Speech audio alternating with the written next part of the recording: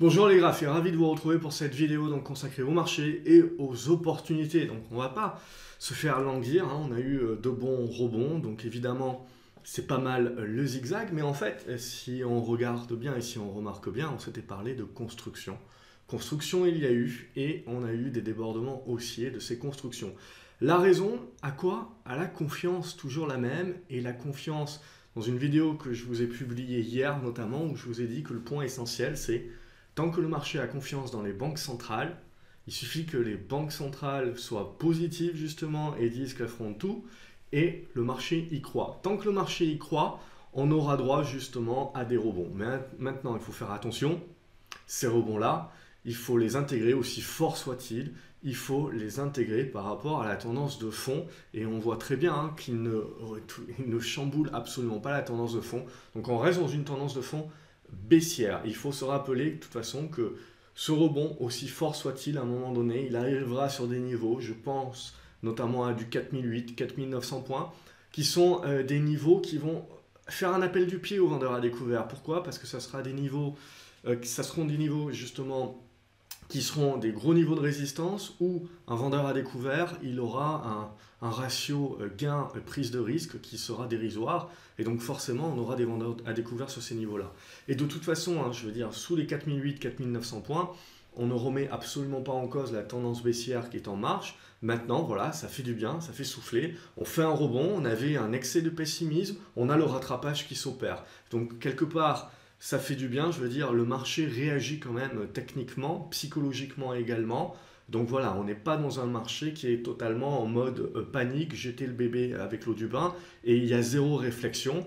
On voit que les niveaux techniques fonctionnent. Donc ça déjà, c'est un point essentiel. Si les niveaux techniques fonctionnent, on peut continuer de raisonner, on peut continuer à avoir des repères, on peut justement continuer à trader. Maintenant, il faut le savoir, c'est essentiellement à aujourd'hui des traders court terme, il faut essentiellement être réactif et ne pas hésiter à retourner sa veste assez rapidement et prendre ce qu'il y a à prendre évidemment, puisque avant que l'on construise quelque chose de plus durable, et bien là aussi ça va demander plus de construction. Donc un petit peu, c'est ce qu'il va falloir voir ces prochaines séances. La semaine prochaine, on a la guerre commerciale. La guerre commerciale, est-ce que le marché n'en a pas eu assez? Est-ce que le marché, justement, qui avait pricé à l'époque, hein, si vous le voyez, c'était fin novembre, début décembre, on avait pricé justement un semblant d'accord, ça allait mieux, et puis derrière, boum, patatras. Est-ce que là, on va avoir la même chose? La question est ouverte, hein. Donc il faut être très, très, très attentif, il faut faire attention, il faut être content d'avoir profité de ce rebond-là, mais il ne faut pas hésiter voilà, à attendre.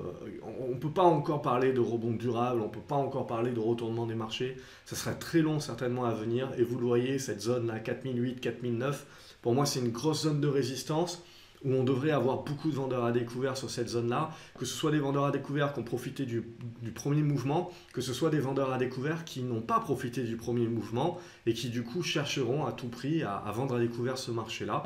Et très certainement, vous voyez, cette zone entre 4008 et 4009, c'est une zone qui va faire un gros appel du pied. Donc on verra bien. Derrière, c'est impossible de savoir ce qui va réellement se passer. Vous le voyez, les jours se suivent et se ressemblent absolument pas. On fait du -3, +4 aux US. Derrière, on va le voir, mais au niveau des US, eux, ils ont déjà matérialisé un gros rebond, ce qui là aussi nous fait douter un petit peu sur le potentiel qui nous reste éventuellement sur le CAC 40. Je veux dire, les US, à quelques centaines de points près, si on parle du Nasdaq, on est peut-être à 100, 150 points près, grand max, mais derrière, on voit bien qu'à un moment donné, ça va buter et que là, eux aussi, ils sont déjà en train d'arriver sur des niveaux qui vont déclencher des profits et très certainement des vendeurs à découvert également. À part si, bien évidemment, je ne sais pas, il se passe quelque chose au niveau de la guerre commerciale. Je doute, alors sur un point de vue éphémère, oui, ça aura un impact, mais derrière, je doute que ça ait réellement un impact. Bon, ce que l'on voit, c'est que l'économie américaine est forte, hein. Bon, je veux dire, personnellement, il n'y a pas vraiment de surprise. Ce qui est important du coup, c'est que la récession, c'est pas pour cette année. Et donc, très certainement, le marché effectue également un rattrapage. Très certainement, en étant sélectif, il faudra s'attendre encore à du zigzag.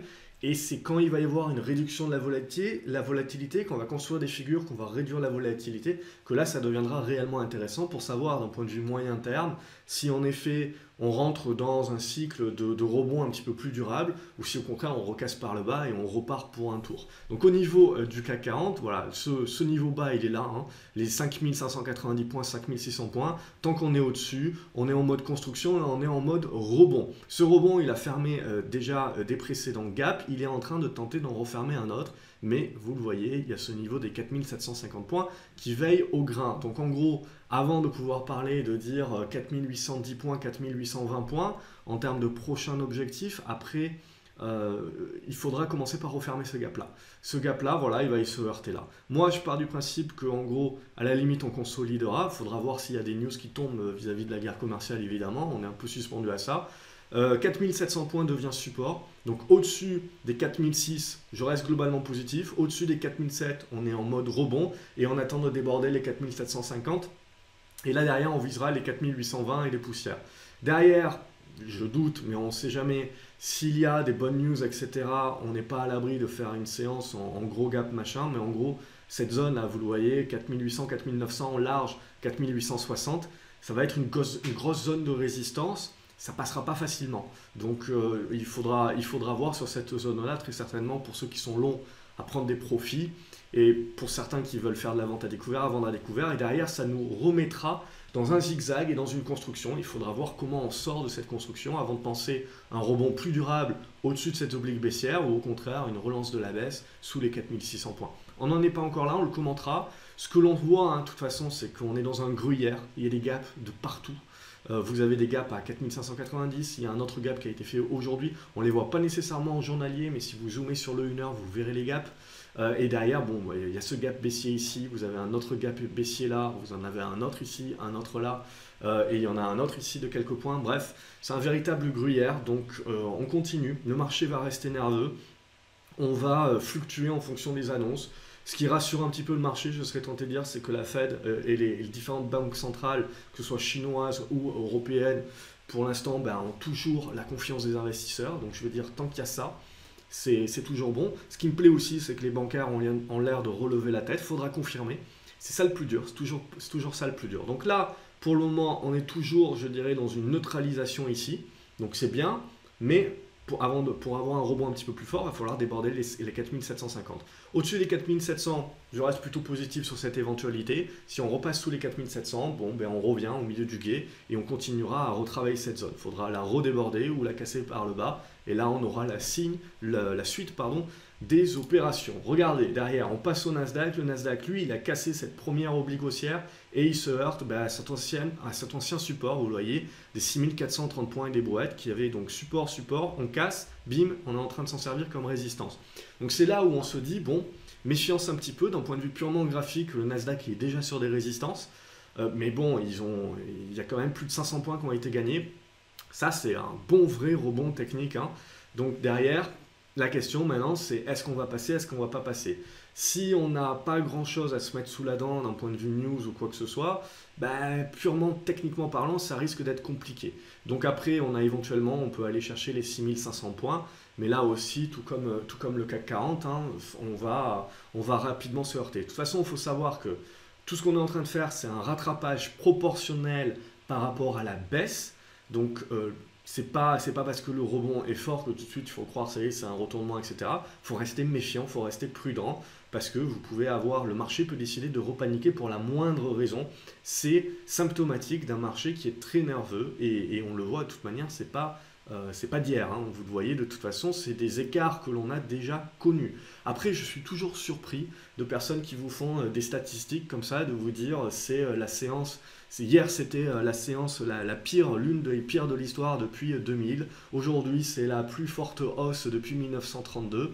Et ces gens vous parlent en termes de delta de points. Mais bon, il faut comparer ce qui est comparable, c'est-à-dire des pourcentages. Donc les pourcentages aujourd'hui et les variations de pourcentage pour des personnes qui étaient là en 2008, 2009 et qui étaient même là, je dirais, pendant les crises européennes et compagnie en 2011-2012, ça doit vous faire actuellement ni chaud ni froid. C'est les écarts en nombre de points qui sont importants et comme je vous l'ai dit dans une vidéo hier, les médias s'en servent pour bien évidemment attirer votre attention, mais en soi, ça crée de l'émotion, mais il n'y a pas d'émotion à avoir. Vous avez une grosse tendance baissière, c'est normal que vous avez derrière des alternances entre des moments de panique et des moments de rachat de VAD et puis de rachat d'actions et ainsi de suite. Mais le fond du fond, c'est toujours baissier et donc il faut continuer d'avoir cette psychologie qui est d'être réactif et voilà, de ne pas croire justement que le marché va se retourner d'un coup, bien au contraire. Donc là, au niveau du Nasdaq, vous voyez, vous avez un niveau de soutien sur les 6150 points, un premier niveau de résistance ici, donc, et un deuxième niveau intermédiaire sur les 6300 points. Donc au-dessus des 6300 points, on reste positif, on reste méfiant ici sur cette résistance. Est-ce qu'on va être capable de la passer? Et si on la passe, on ira chercher du côté des 6500 et des brouettes. Si jamais on repasse sous les 6300, on redevient un petit peu prudent. Mais ce n'est que sous les 6150 que, en effet, bah là, on va se dire, oh, attention, méfiance. Mais en gros, vous le voyez, vous avez une énorme zone là. Oups, je reviens. Vous avez cette énorme zone là ici où bah, on va se chercher très certainement. Donc là, vous avez la réaction. C'est la première réaction. Il faudra voir où est-ce qu'elle bute pour avoir un repère de résistance. Et derrière, il faudra voir comment ça construit. Et derrière, la sortie de la construction, soit par le haut, soit par le bas, pour la suite des opérations, ni plus ni moins. Au niveau du Brent, on est donc là aussi dans un rebond. Ça reste actuellement un rebond technique, on le voit, qui est en train de revenir sur les anciens supports qui vont très certainement devenir résistants. Donc en gros, cette zone ici, entre les 58 et 60 $, ça devrait commencer à bloquer et ça nous permettra de construire là aussi. Donc c'est-à-dire, on construit, c'est-à-dire vous avez le rebond, et derrière, hop, on consolide et on va tenir un niveau de support. C'est ça qui est important. Si vous repartez au sud comme dans du beurre, c'est que la tendance baissière est toujours là, vous n'avez pas de construction et on attend la suite des opérations. Par contre, moi, ce qui va me plaire, c'est quand on va repartir au sud justement, mais qu'on va tenir des supports, on va mettre des mèches et là, on va commencer à construire et vous allez avoir une figure. Et derrière, il faudra savoir de quel côté on sort la figure et c'est ça qui permettra de prendre des positions beaucoup plus moyen terme, beaucoup plus durables. Là, on est essentiellement sur du trading et donc des allers-retours. Au niveau du gold, pas plus à dire sur le gold, on est en train de revenir sur une résistance ici. On voit, on est en train de consolider sur le gold, c'est tout à fait normal aussi après cet élan ici exponentiel. Voilà, le gros niveau pour moi, 1260 $, ou sinon cette zone des 1240, 1250. Au-dessus, globalement, de toute manière, de cette zone-là, on reste positif sur l'or.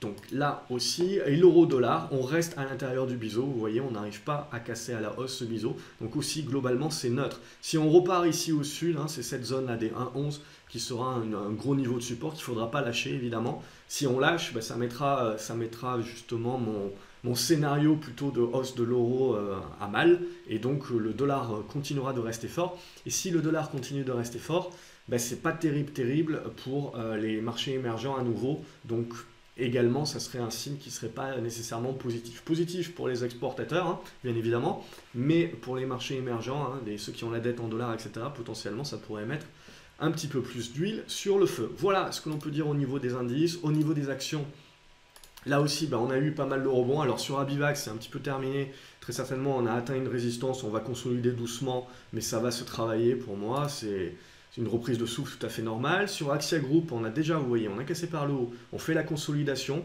Et donc là, j'ai toujours un objectif à 3,68 € et des brouettes. Je n'ai pas de position là-dessus sur Axia. J'ai pas été... Bon, j'ai tout simplement beaucoup de dossiers, donc j'évite également d'être sur tout. Mais là, pour moi, il y a éventuellement un second effet qui se coule. Adosia, également en train de mettre une consolidation, mais vous voyez, pas n'importe où, au-dessus de résistance importante. Donc là aussi, au-dessus des 15 €, on va rester positif, et même à fortiori, au-dessus des 13,30 € si jamais le marché commence à faire des mèches, parce que le carnet d'ordre est assez creux quand même.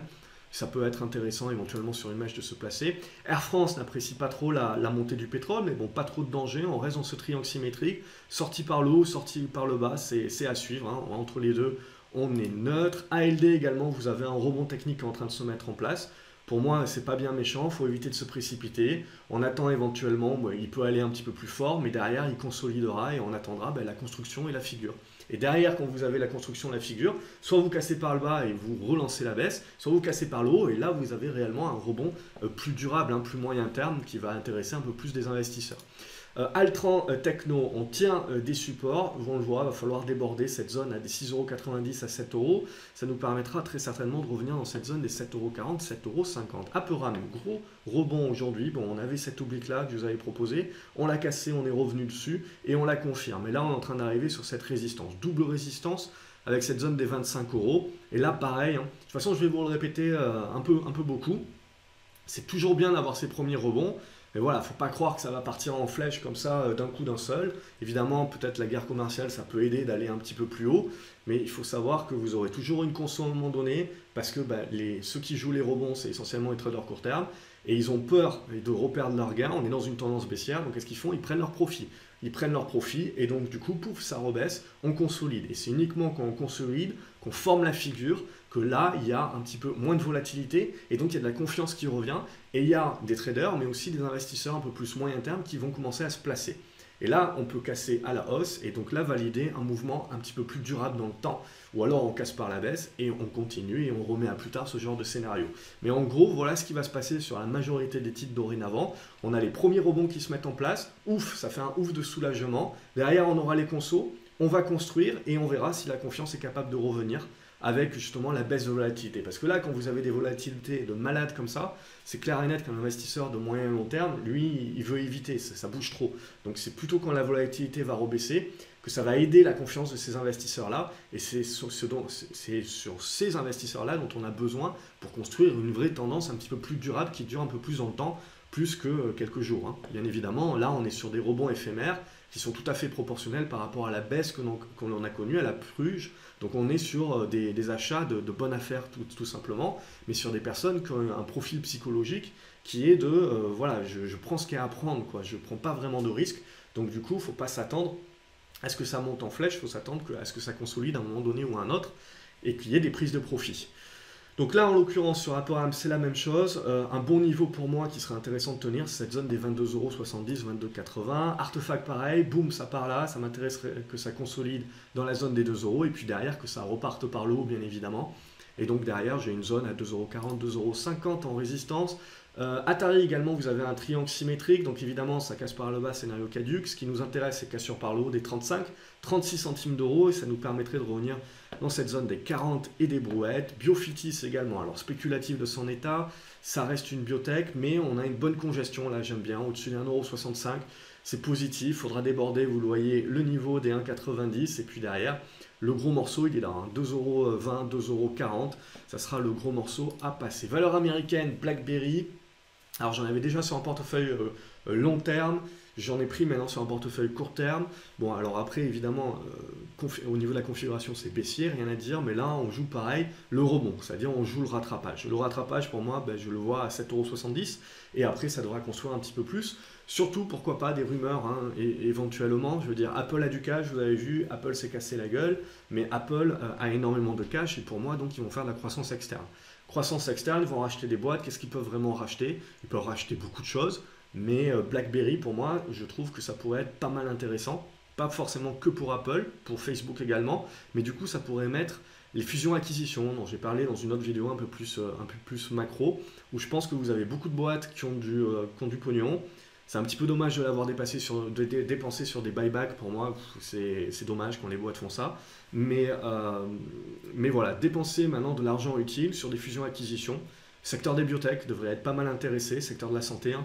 Et puis derrière le secteur de la tech, je pense aussi que ça peut être le bon moment pour les gros de commencer à se diversifier justement parce que leur core business commence un petit peu à s'essouffler. CGG, pareil, donc là on a le pétrole, c'est un rebond technique, vous le voyez, on a fait la première poussée, la conso, deuxième poussée, éventuellement on peut aller chercher entre les 1,28 €, 1,25 €, et derrière il faudra consolider pour voir la suite des opérations. Ça ne se fait pas du jour au lendemain, il faut être un petit peu patient. Claranova, là par contre, on a fait une sorte de V-bottom, hein, quasiment, mais par contre, vous voyez, hop, si je tire un petit peu là-dessus, tac, on est revenu sur cette ancienne oblique support qu'on avait cassé par le bas et donc qui sert de résistance. Donc là on consolide, moi ce qui me plaît bien c'est qu'on tient cette oblique là du biseau descendant, il faudra que je le retrace à l'occasion. Et derrière, bon voilà, il va falloir tenir cette zone là des 60 centimes d'euros si on arrondit bien. Et là derrière on aura la construction et on aura la congestion. Et la construction de la congestion, et là il faudra voir, et on sort par le haut, on sort par le bas. éventuellement des résultats qui pourront monter. Les bancaires, donc je vous montre Crédit Agricole, donc un bon rebond, là aussi pour moi c'est des rebonds qui sont un petit peu trop puissants et qui donc appellent certainement une consolidation. Donc on peut monter plus haut, ça dépend des news évidemment, mais à un moment donné ou à un autre, dans les séances à venir, on aura la consolidation. Consolidation qui, si elle reste au-dessus des 9,50 €, serait plutôt saine et démontrerait une volonté de rebondir un petit peu plus fort. De toute manière, quand vous avez un titre qui est passé de 13 € à 9 € et qu'en plus c'est une grosse banque, voilà, il faut bien s'attendre à un moment donné à un petit retour de l'élastique et un retour à la moyenne. Des riches bourses, ça résistait, on se dit depuis un moment que ça résiste pas mal déjà au marché de décembre. Et là, pouf, ça y est, on est sorti. Double cassure, on est en train de sortir. Donc là aussi, on a un rebond un petit peu plus durable qui est en train de se mettre en place. Elior Group, il faudra casser les 13,20 € pour avoir le rebond. NJ, pardon, lapsus. Egide, je ne regarde pas pour le moment, il n'y a pas assez de volume. NG, donc vous voyez, ben, on est coincé entre les deux. Il faudra sortir soit par le haut, soit par le bas pour donner une influence, mais on reste plutôt positif là. Eramé, il faudra valider ça par une cassure des 61 € pour partir. Eritech, hein, pas mal de biotech qui repartent pas mal. Eritech, il faudra dépasser, vous voyez, les 6,60 €, 6,70 €. Forcia, ouais, j'ai tenté un pari, pas sur Forcia, mais sur Valeo pour concentrer. Voilà, si la guerre commerciale ça passe un petit peu, on peut se dire que le secteur de l'auto, le secteur des métaux, hein, ça devrait les arranger un petit peu. Donc du coup, je pense que je ne suis pas le seul à avoir réfléchi comme ça. Et il y a eu une prise de risque, hein, sur le secteur automobile sur cette dernière séance de la semaine. Donc Forcia également est en train de tenter la sortie par le haut et tenter le rebond technique un petit peu plus fort. General Electric, voilà, je pense que j'arrive à mon premier objectif. Derrière, pareil, j'attendrai une consolidation, très certainement vers cette zone des 7,60 €. Mais là aussi, ça peut être une valeur un petit peu plus défensive dorénavant. Genomic Vision, ça c'est très spécu, il y a des volumes qui sont en train d'arriver. Bon, le top départ, éventuellement, ça serait, vous voyez, ce dépassement des 39 centimes d'euros. Après, il faut regarder la trésorerie. Je ne sais pas s'il reste de la trésorerie, c'est un élément important. Il faudra regarder. Genoway, voilà, je vous avais dit, ça consolide là, on tient les supports, hop, on est en train de repartir. La tendance haussière, la tendance moins de risque. Perdure, hein, vous le voyez, de toute façon c'est bien vert au niveau des indicateurs. Après ça manque de volume, c'est ça qui est dommage, mais ça se passe très bien. Autre rebond qui s'est bien profilé, groupe Guillain, vous le voyez, vous avez la chute, derrière ça zigzague pas mal, mais ça construit à l'intérieur d'un triangle descendant, ça casse le triangle par le haut, on reconsolide, et on revient sur le support sur la cassure, et puis poum, on avait cette résistance horizontale, on revient et on la casse, et on s'en sert derrière comme support, il faudra s'en servir comme support. Donc au-dessus de ces niveaux-là, on est toujours positif. Le rebond, un petit peu plus durable, continue de se mettre en place. Imeris, c'est pareil, on a le rebond qui est en train de se mettre en place, des niveaux de résistance à passer là pour la suite des opérations, pour aller un petit peu plus durablement chercher pourquoi pas les 46 et des brouettes. Inside Secure, là j'attends un petit peu, peut-être qu'on descende un petit peu comme ça, et puis derrière qu'on remonte. Donc je compléterai ma ligne par rapport à ça. Morel et Prom, voilà, ça devrait buter là. Éventuellement, on peut aller jusqu'aux 3,50 €. Mais ça peut buter éventuellement. On peut commencer à construire et après, on arrivera à sortir. Ce qui est sûr, c'est qu'il faut casser cette zone des 3,30 €, 3,50 € et puis derrière, on reviendra sur la zone des 3,90 € pour la suite des opérations. Micropole, pareil, ça construit bien. Donc paf, on casse ici, on consolide et on construit. Il va falloir casser cette zone des 1,04 € et derrière, on peut éventuellement viser cette zone des 1,12 €, 1,13 €. Attention, il n'y a pas trop de volume. Nexan, là aussi, on tient bien un support pour le moment. Donc je pense qu'on va faire un petit truc comme ça. Donc il faut regarder par rapport à ça. Nexan, pour moi, c'est un bon dossier. Voilà, évidemment, ça casse par le bas, scénario caduc et remis à plus tard. Nicox, donc on s'en a parlé déjà depuis un petit moment. Bonne construction dans cette figure en triangle symétrique. On l'a cassé hier, enfin on l'a presque cassé hier, on a commencé à le déborder, on confirme aujourd'hui, il y a un bon news flow, on est revenu sur les 6,50 €, soit on continue à la hausse jusqu'au niveau des 7,20 €, soit on va consolider. Ce qui est sûr, hein, c'est que j'ai pris une partie de mes profits sur un quart de mes titres juste pour sécuriser, mais ce que j'attends c'est que bon, là on peut repartir, je sécuriserai une partie de plus, mais quand on va consolider, pour moi, l'idéal évidemment ça serait de revenir sur cette zone des 5,50 €, 5,70 €. Pour moi, c'est une zone vraiment où ça m'intéressera de renforcer pour un dossier biotech. Hein, pour moi, un dossier biotech de très bonne qualité, comme Poxel d'ailleurs, pour cette année 2019. Nokia, Également, ça continue d'être la force tranquille, c'est bien défensif et on attend toujours le débordement par le haut. Novacite, on a fait un faux départ, c'est dommage. On reste dans la figure, pour moi ça reste positif, hein. Hop, on peut le voir comme ça aussi. Donc, je reste plutôt positif, évidemment on est méfiant si on casse par le bas. Et derrière, le vrai signal, hein, c'est le débordement des 43 centimes d'euros. Orange, pareil, pour moi, tant qu'on tient les 13,90 €, il n'y a pas de problématique, c'est plus une position à moyen-long terme, hein. On a touché un dividende en plus il y a quelques temps. Donc derrière, ça continue de construire, mais vous le voyez, c'est cette zone des 15 € qu'il faudra déborder pour réellement avoir un vrai breakout. La semaine dernière, on s'était parlé de Farnext et donc du coup de le fait qu'on tenait bien la zone des 9,30 € et que tant qu'on tenait bien cette zone des 9,30 €, c'était moins de risque, c'était positif. De toute façon, les indicateurs vous le démontrent. Et c'est le cas. Après, voilà, il n'y a pas non plus des volumes énormes, donc c'est assez erratique au niveau des fluctuations, il faut le savoir, et adapter sa taille de position par rapport à ça. Pixium Vision, pas mal attendent une news, donc pourquoi pas. Graphiquement parlant, ça démontre, le titre démontre qu'il attend une news également. Donc tant qu'on est au-dessus des 1,53, vous voyez, dans ce biseau descendant, on est positif. Là, on est au milieu du gué, et il faudra déborder cette zone des 2,10 €, 2 € pour avoir le déclenchement haussier. C'est spéculatif, bien entendu. Plastic Omnium, dans le même genre que Forcia, je ne vous explique pas plus, mais en gros, les 21 €, 22 € en objectif. Poxel, pareil, graphiquement parlant, c'est pas super moche. On a eu une réaction aujourd'hui. Va falloir voir comment ça construit. Je pense accumuler, très sincèrement, la semaine prochaine. Même si graphiquement parlant, on est loin du moins de risque, et puis c'est encore anticipé. La problématique, c'est toujours pareil, c'est que sur les biotech, il suffit d'une news, et puis voilà, c'est trop tard, malheureusement. Donc voilà, j'aime bien surpondérer, et puis Poxel, voilà, je pars du principe que c'est un bon dossier. Également, au niveau des biotech, c'est pas un truc où il vous manque de la trésorerie et vous savez pas comment vous allez finir le mois. Prodware, du coup, pareil, on a cassé l'oblique ici, j'en avais parlé la semaine dernière, et on consolide là. Donc c'est intéressant. Donc il faudra déborder par le haut et on pourra viser très certainement un retour sur les 10 €.